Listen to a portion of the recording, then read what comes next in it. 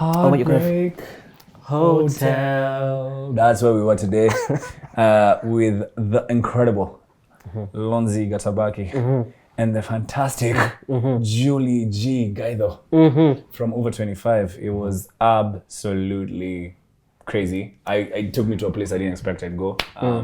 Eli and I rarely talk about our relationships and how they've affected us or changed us or how we've kind of experienced them. But this episode, like the sweet thing about Over 25 is they've always been like that big sister. And I felt like myself open up even unexpectedly. Yeah. And we'll do a lot more. What were you thinking? For context, so the topic was supposed to be one thing. It went to the other because I realized that the topic of heartbreak is something that I'll use the word naive in. But then chatting to these two, I got a really good perspective of the lady side. Then Oscar chatted about the male side. So if you're going through heartbreak or if you're curious about the topic, this episode, you have two big sisters. You have Oscar and someone like myself that's never been heartbroken. Why do good girls like bad guys? I had this question for a real long time. I've been a bad boy and it's plain to see. These girls can't help but fall in love with me. Enjoy the episode. No. Wait. We hope that you enjoy this podcast half as much as we enjoy making it. Because we had a ball. Hey guys, welcome back to another episode of Mantalk.Ke. Thank you for coming back again for another week. As you can see, we are in Kofisi, the same one as last episode. So all the details, as always, are going to be in the link below. And in the middle of this episode, there's going to be a short clip showing you around the space. So look out for that about the halfway mark. As you can see on my left, on Oscar's right, there are two fantastic ladies. And if you've been living under the rock, you will not know who they are. If you haven't, you'll recognize Jules and Lornzie from Over 25. We had the other girls on here before and we called it 12.5. Yes. So this is now over 12.5 part 2. Part 2. This is 12.5. It's X2, so finally. The math is mathing now. The math has math. So welcome. Thank you for making the time. Thanks, Eli. We're happy to be on Mantalk. Yes, we are. Thanks for coming. I'm very, very excited for this episode. I feel like just diving into your content, I've fallen even more in love with you guys. And I advise every Kenyan who watches YouTube or even has YouTube on their phone to go check out their page and just don't start from now. Go all the way down. Watch and find out about some interesting subjects. Such as Oh wow, you went back. Yeah, I went all the way. Shuka said that was her first episode. No, Jules said. Ivy said it was her first episode on there, and she was like, "Oh, this is the topic." Yes. Yeah. That was the day Over 25 became Over 25. So it's a beautiful episode. So I'm going to dive right in. First of all, I have to say, you ladies look absolutely beautiful. I have to say, wow. The first question is usually based on men in your lives. And the reason why we do this is because there's been a lot of negativity around being a man and masculinity in society today.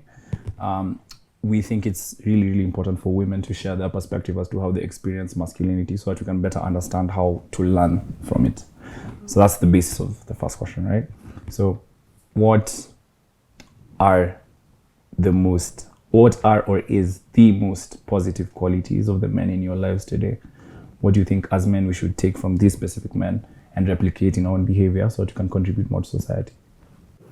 Okay, I think I'll go first. I've been fortunate enough to be raised by a fantastic father, and I am currently married to a fantastic man. And I also have siblings, my brothers as well. And I think what I would say is they've always allowed me to be who I am. I've never had to shrink myself in front of them. I've never had to change how I dress. I've never had to just change who I am. And that shows even now. I think that's where my confidence actually comes from is, over and above the women in my life, the men in my life have also accepted me for who I am and have allowed me to be Lornzie. So I think just that respect I've gotten from them has really molded me to the woman I am today. Yeah. Men in my life, what came to mind is my dad and my baby brother, because those are the two strong men in my life. And how I would answer that is, when we look at there's a huge gap between men and women in general, and I think conversations like this, even on Over 25, what we try to do is to bridge that gap, that relationship gap. And I don't mean romantic, but just a general relationship between man and woman. And men are always seen as the aggressor, and they're always stepping down on the woman. So for me, that hasn't been my experience, thank God. I feel like the men in my life have brought calm in my life. Rather than oppressing me, I feel like my dad is just chill. And my brother is exactly the same. So for me, even when I'm out there looking for a partner, I'm like, I need somebody who feels like peace, like, you know, just a calm person who I don't feel like we constantly have to argue and debate and, you know, it could be Shana. I don't like that. Yeah. So I hope I've answered the question. Oh, but for sure. Yeah. As we do more and more episodes, what I've realized is when we do ask someone about the positive side, there always is one, right? So maybe I think the case is, and it's always different as well, which is incredible. I think maybe the case is that it's not loud enough, the positive side, which leads to my next question. Do you think it's warranted, like the narrative that we get as men? Because there's, that one hurts. That one I hate. But like, I mean, yeah, generally there's several narratives, but like that being one. Do you think it's warranted, or do you think it's blown out of proportion compared to the positive? Should I go first? You know, I don't know, because so I come from I know when that thing was really trending, that men are trash. Has it stopped trending? Like people are still talking about it, but I remember thinking, I don't want to use that in my psyche and say, oh, you know, men are trash, because I'm like, I remember, babe, like I used to say, like, but we love men. So are we? And that's what we always say about Over 25, but like, we don't want episodes that say, like, you know, 10 things men do that we hate. We don't want to do any of that, because we don't want to like fan or facilitate that narrative. Because at the end of the day, these men we are saying who are trash are the men we're still marrying, the ones who are going to impregnate us so that we can continue the family line. So I don't like saying it, because I don't want to, you know, when they say, I do believe in the law of attraction. So if you say men are trash, you will continue to get experiences that affirm or confirm that belief.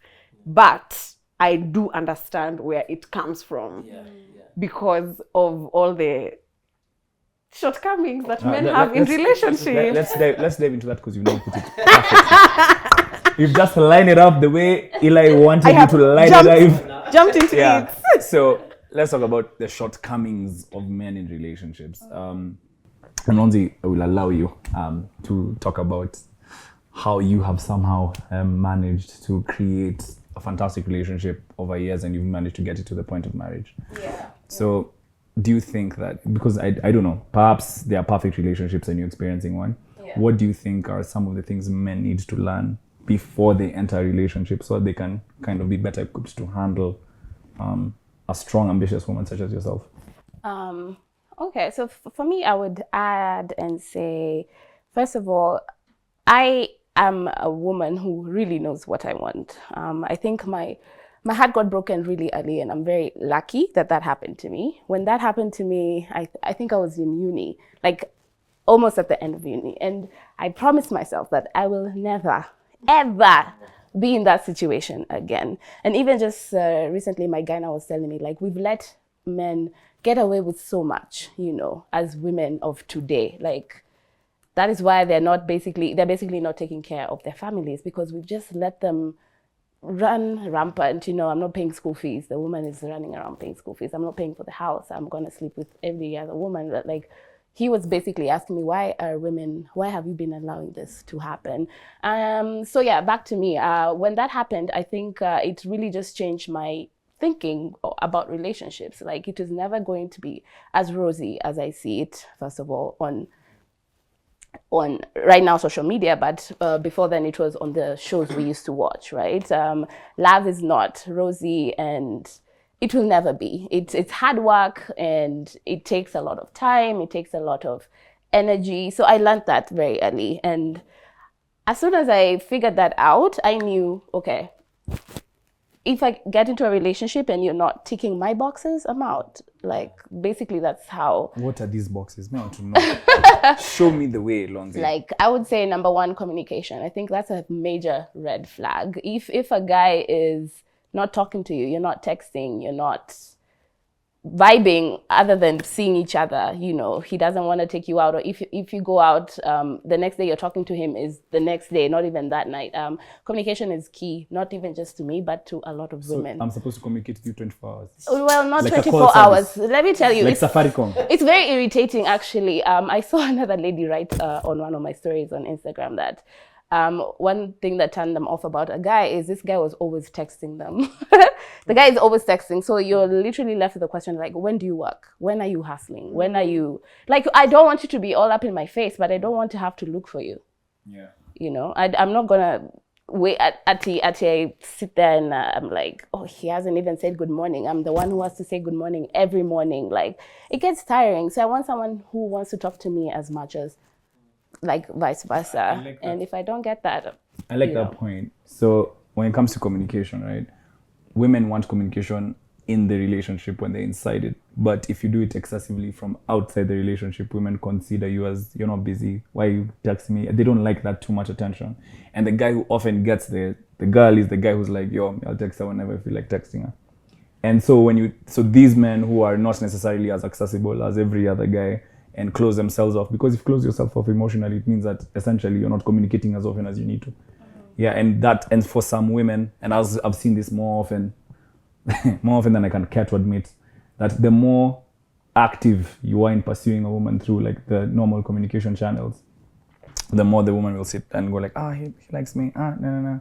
It gets really, like I'm telling you, like the guys who are actually good communicators get perceived as being too vulnerable or... Tell us, Jules. Tell us. Until I'm burning. I cannot hold it. This is why we're here, to coexist and explain these things. Oscar. Okay. There's something in life and in relationships called compatibility. Yeah. Your level of communication to Lorna might be too much, but for Julia, our level of communication is equal. And I get what you're saying, kabisa, because it's that narrative of, the bad boys always win. But but they do. No.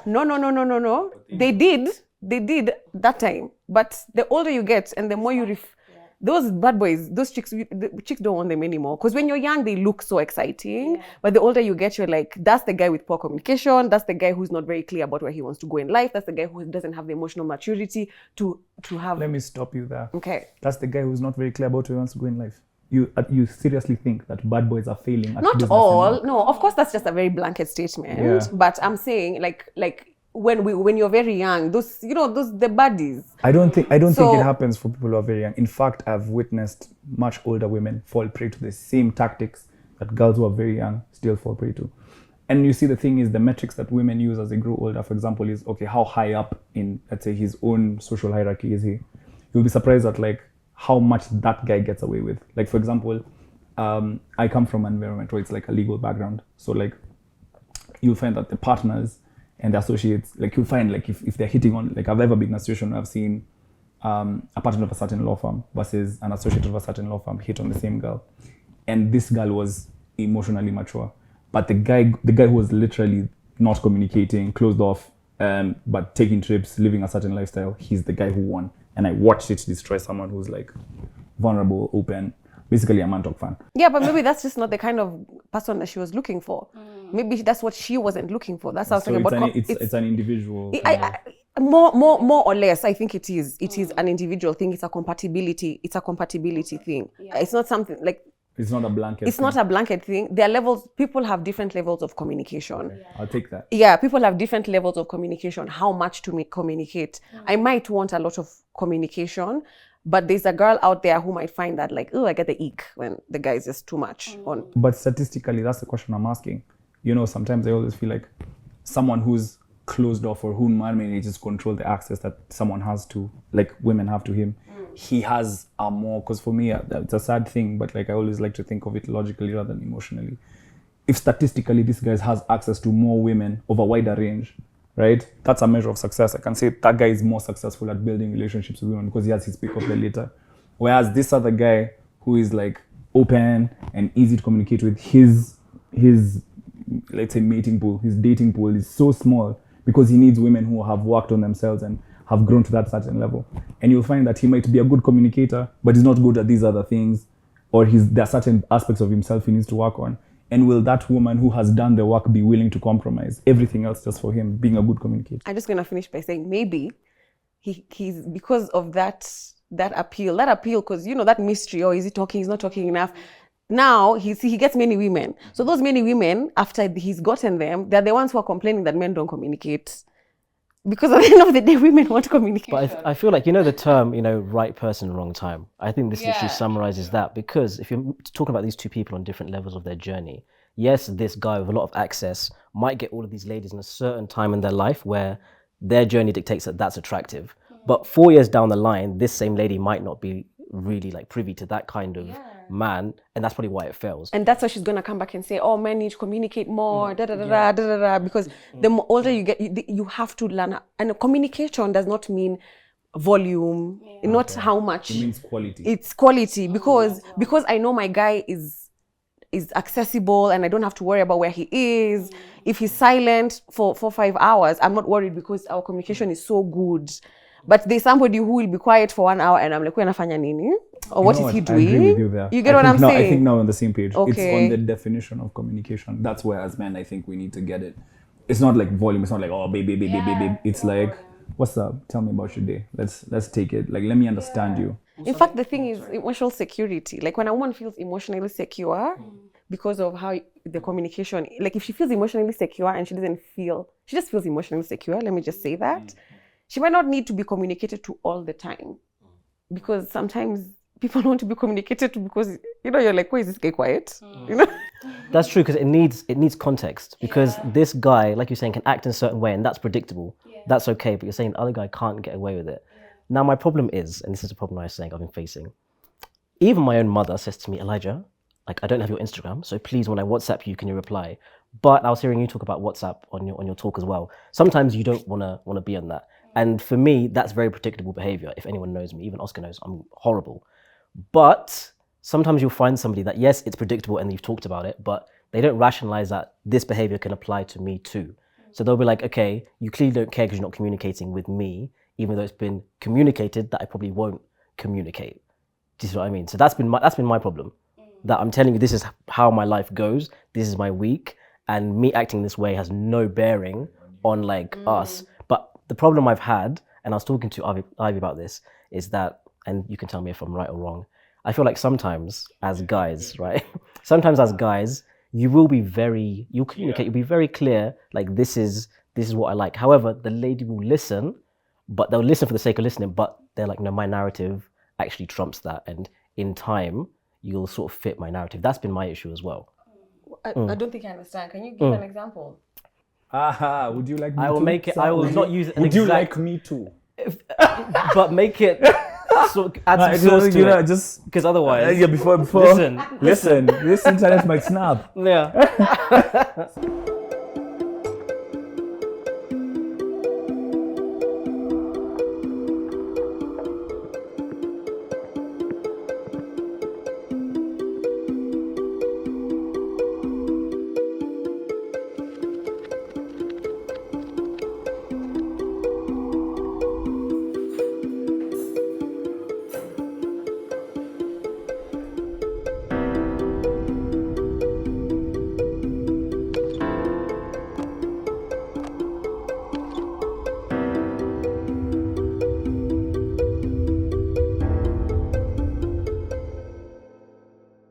So, before I break it down, I think there are certain scenarios where a man can be very clear about what his intentions are, about what he really wants out of this situation or out of that relationship. Use the word communicate. He'll communicate what he wants. He can be very clear. He can be very clear, yes. He'll communicate and he'll tell you this is how this should go, A, B, C, D, E.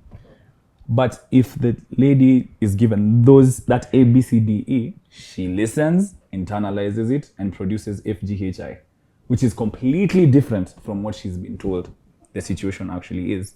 And then when she hurts, like, for example, Jules, I tell you, okay, I'm not really interested in settling down at this point in time. We can hang out, we can chill, we can be homies. But when it comes to taking things to that next level, you need to be patient with me as I work on myself as a man, so that I can give you a better version of myself, right? So that you and I can enjoy a relationship that's much more wholesome. Yeah. Now, some people, like you see, if you've met her standards, she doesn't understand that you're yet to meet your own, right? And like that can really lead to like pain, emotional pain, because what it turns into essentially is unrequited love. Yeah. See what I mean? So that's one scenario. Another scenario might be, let's say, finances, right? So this guy comes and tells his, let's say, better half, right? And this is in a more committed relationship, that financially we are here. You can't start doing things that are here. We need to reduce our lifestyle costs. We need to be wiser in how we approach life together. And if that lady looks at me, no, I think we're fine. She doesn't necessarily think he's not fine according to his own standards. But she, like for her, she's like, yeah, but we're doing well. You get what I mean? Well, what that says to me is basically you're not compatible. I think the mistake people make is people are not meant to be together, but you insist and you push up until it becomes like something that can never even, because as soon as you show them that and you speak about it and they still don't get it, or they're not willing to compromise on that situation, then I think it's already a failure. So you guys just insisting that this can work and you try to push, then you're essentially pushing something that is leading nowhere. Because if she's not willing to compromise and listen to you or understand that this is how you are, then what are you doing? But then also it goes to the guy. For me, I like a guy who also will show me that they're trying to change or some certain aspect of that. Like if I tell you, I don't see you enough, can you at least make a day for me where you can have time for me, in that situation? Then you see, it all boils down to compromise. If you cannot compromise, then it just means you're not compatible and you need to stop wasting your time. That's how I think about it. And also that the way you've communicated the first bit, that like, I'm not ready right now, but I'm happy for the companionship. Qua ground, men don't talk like that. They say, let's see how it goes. Yeah. So as a babe, you're like, okay, let me see. But he's not said, I'm actually not ready to have a relationship with you.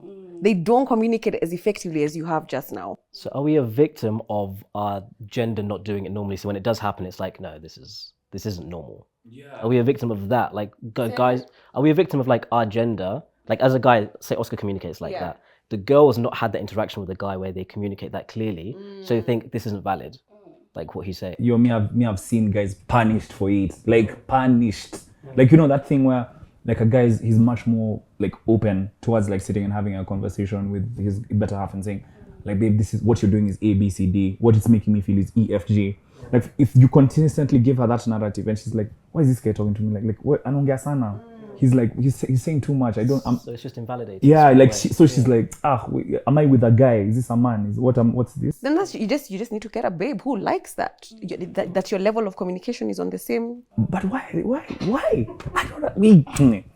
We've like I'm telling you, I have seen people self-immolate. Like someone is literally get self-destructive because like they've been so. And you see, the thing about men is that we don't take rejection proportionally to the level of, let's say, interest that we've had.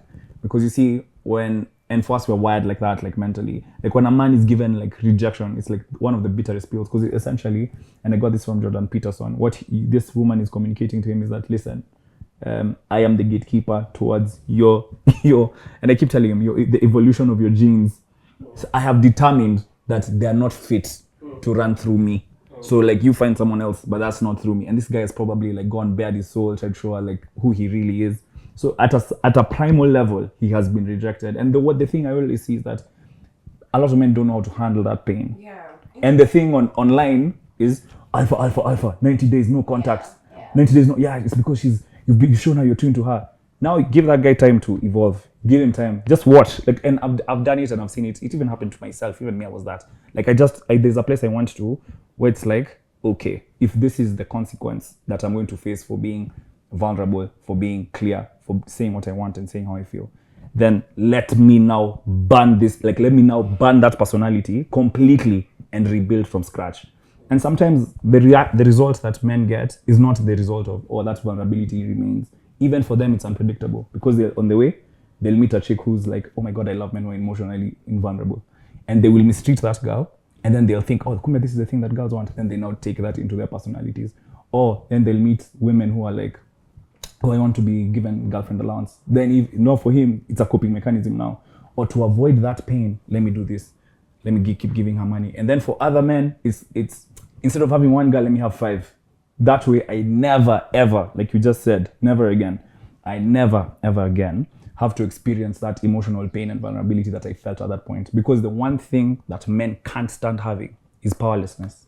Interesting. Because that's not how you've been socialized. I mean, since the beginning, now is when women are actually becoming, like, we're human beings now, in quotes, because you literally just started caring about how we feel and all that stuff. So it makes sense that men are like that. Exactly. And it just creates this cycle, because you find that, okay, this guy was once a sweetheart. This guy was once like, oh my God, I think like every guy, you ask them, every guy, you had that one girl you knew, like every guy was like, oh, you knew this is the one for you. Then if it ends, I can determine your character as to how you rebuild from that point. Because there are men who get rejected and then they're like, this happening again, twice in my life, never. But the truth is, that happens to even women. There's men who have messed up women to a point that they've completely changed who they are, right? So I don't think it's a man-woman thing, it's a trauma thing, basically. If you're traumatized enough, that kind of situation, then you will want to try fix that trauma yourself. And to some people, it's, let me change who I am. But you see, what that does is it's essentially hurting you as a person, I think I would say, because in the end, you're trying to change someone who has been there. For example, let's say if you're 25, you cannot change a 25-year-old, your experience as a 25-year-old human being in 2-3 whatever. You will still be you. Underlying that. So that's why I say just leave that relationship and look for someone who it's easier to communicate with. Yeah. Just avoid the hassle. Yeah. Final nail in the coffin on this bit of the topic. Yeah. So talking about compatibility, heartbreak, and evolution, right? So the main question I want to ask, because we've had this debate a few times, do you think heartbreak is necessary for a person's growth?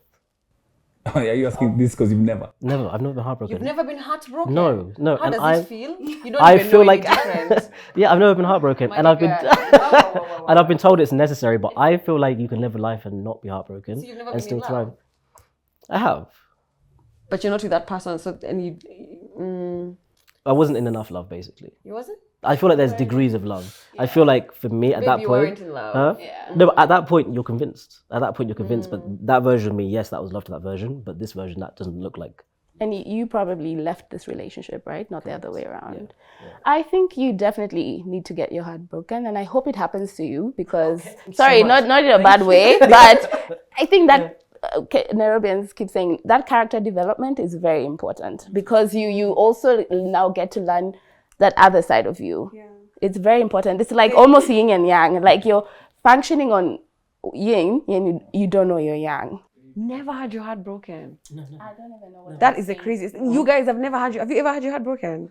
Have you ever had your heart broken? I'm telling you, we can talk to 100 men and 99.5 of them will say they have had their heart broken. We have to do, you know what we're doing there? We're going to ask 10 men. We're going to ask 20 men. We're going to ask 30 men. Have you had your heart broken? Yes or no? Yes or no? Yes or no? Yeah. And then we can bring you the data. Well, there's a percentage for me. I'm there. The little small. Yeah, but I'm just saying, that's to me is like, especially at maybe feel like 25, not ever having a serious relationship. That's not unusual. But never having been in love, never having your heart broken. Because when you have your heart broken, homie, you will know. So is there a way, because I feel like I've still evolved regardless. So even in my interactions with the opposite sex, I've still evolved and I still feel like I'm in a very, maybe I'm being naive, but I'm in a very comfortable place to accommodate someone regardless of not having my heart broken. And I feel like a lot of the time people say you need your heart broken because you'll turn into a different person, learn lessons. So the next person you're with, you're like better. But I feel like I've done that path without the heartbreaking. Yeah, I actually don't know. I know Lorna says you need to get your heart broken, but I don't know if you need to get your heart broken. But I think there's a humility you get when you get your heart broken. Because there's a video I watched of you two where you said your next relationship that's gonna be your last one, and then you said yeah for sure, 100%, and I'm like. You just, and then you were like, how sure can you be? You asked him. And I was like, it's that thing because you can never predict You can be like, yeah, for sure, because you know what you want and everything is going great. And then somebody's just like, man, I'm not feeling this. I don't think you're the one for me. Because you can never know, even after getting married, somebody can still break you. They may do it even in the relationship. They cheat on you, and yet you already had this idea of who they are, and they showed you that side, and you're like, I understand this woman's morals, she wouldn't do that, and then they shock you. People can shock you. It is that image. Let me tell you, it is that image that you must kill first. Like the image of this is a relationship. This is where I want to take it. That, like, I remember the moment for me was that, like, I remember for me, my heartbreak was so crazy. Like, it literally shifted everything. Like, I remember the moment. It was like, I remember it really well, really clearly. Someone came and passed me a phone. I saw something, and I looked. Then I put it down. Then I was like, is this the life that I have chosen? And I remember that, like, that question in my head, Oscar, is this where we are? And I just felt my reality go, and I said, this now must end. I can't have, and you know, as a guy, you start to, especially if you're very introspective, the first thing you start seeing is, this person who you've told yourself you're going to be with is now going to be with someone else. And you're going to live through that reality. Every morning, you're going to wake up in the morning, you're going to do that routine. Remember that time you used to call and communicate? Now you just have to brush your teeth and go to the gym. You get what I mean? You get what I mean? Now you must kill that part of your routine. And on top of that, you see that rosy idea you had of that person. You have to kill that. You see that person, if you told yourself like, oh my God, this person has met my family, you're probably you're hearing wedding bells somewhere in the back of your head. Kill that dream. And you know, for me, there's nothing I hated more. I think that was the part that killed me personally. It was like the vision of what I thought that our relationship could achieve. And you know, even for Mantalk, you usually see, like, I usually like to think 5, 6, 7 years ahead. So like, even for that relationship, I had that problem of not going day by day and going like, I'm with this person. It's a daily step. But then for me, I wasn't paying attention to like this human being is actually her own individual. She actually has her own ideas, her own mindset. She wants to grow in a certain way. And if you have not had your heart broken, there's a danger of an arrogance that this person has the same vision that I do. That image of the relationship that you have, that their half of the picture will stay. And that's why when we're having that episode, I was like, bro, you don't know what that image looks like. You might be in Rome, but this girl is in Diana, and you're trying to force it to work. And sometimes I feel like if you get your heart broken as a guy, it even forces you to look at yourself and say, okay, what tools was I missing to not see that this person was not compatible with me? Yeah. And that's like, for me, it was a huge step. Like I often tell you, like the one thing that happened in my life that made me like wake up, like that thing for wake up. You might be good at everything else, but this love thing, you're terrible at it. It was that. Are you a perfectionist? Absolutely. Yeah. And I'm not naive to the fact, I know that just based on my personality, I can't deal with heartbreak. Like I will die. Like, okay, that's dramatic. But like, you will. Yeah, no, like, but you will live. Yeah. But you won't die. You'll That die. you'll be Yeah. okay. You die, Yeah. but you will live. Yeah, because I'm like an emotional. I know, like I'll be an absolute wreck. Yeah. I think that's where the caution comes from, and that's where the 8 years comes from. Yeah. And because the checks we're talking about. For me, it's been 5 years, and I can tell you, someone died. That word you used, you will die. Someone definitely died. Like I felt that death. I literally remember how it felt like, because I was like, there are parts of myself that need to go if I'm meant to enjoy anything in this life next. Like, how will I wake up in the morning and step into this, open that door and step into the reality of she's with someone else, and you have to be okay with it. You have to tell your ego, you have to be okay with it. It's not your business. It's literally death of your ego. Yeah. It hurts, man. But I feel like it is actually possible now that I've sat here and I've thought about it. But I feel like the two scenarios would be either the girl also, actually, you could do both. Either the girl is like you, has the same experience, has never had their heart broken, and they've also not dated that many people. Because I would actually say the reason why you've probably not had that experience is you've only dated that 1-2 people, right? So who's to say it's not coming? There's no amount of love towards a somebody that can make them stay. Even letting them go. Because you think if you let them go, maybe they'll come back. If they're done, they're done. There will come a time, no matter how long you take or how short you take, there will come a time where you look back, you will even laugh. Yeah. And you'll be like, but for real though, what was I doing there? Why is it that I'm seeing that more women are happier being in, I'm seeing a lot of women are happier being like, yo, I'm the second wife, I'm the second girlfriend or third girlfriend, and they're like okay with it.